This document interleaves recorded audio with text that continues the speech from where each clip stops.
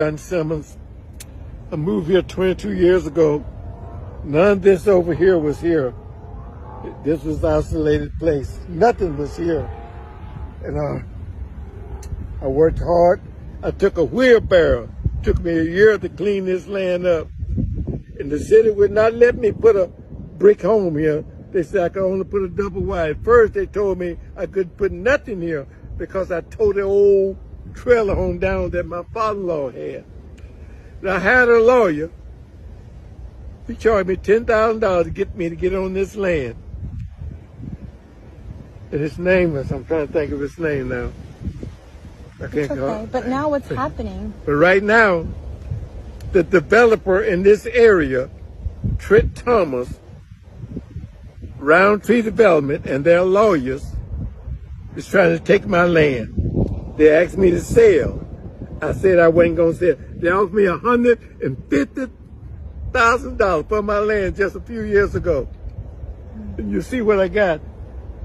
Last month, 3 months ago, they offered me $500,000 in front of my lawyer. I said, no, I'm not going to sell.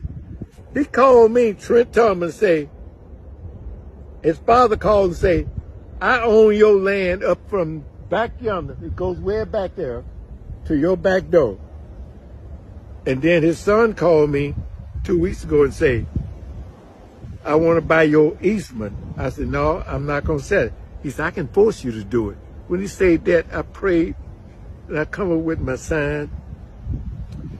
And he called me a few days ago. He said, you scandalized my name. I said, no, I'm not scandalizing your name. I said, you scandalized mine. And you say I was the nigger in the way. He said, I didn't say that to your face. I said, but you said it. He said, well, why don't you buy the land back? I said, I'm not going to buy it back. You ain't got no business being in my land. And so I hired a lawyer at first, Lipsy, at the Universal Tile Company in Bryan, Texas. College State, which one? And come to find out he was the same one that helped them get into my land. So I went back to him and told him, no, you can't be my lawyer. And he told me, I said, what do I owe you? He said, nothing. So I hired another attorney to help me out. And God bless. They're still in my land. Still in my land. They're still in my land.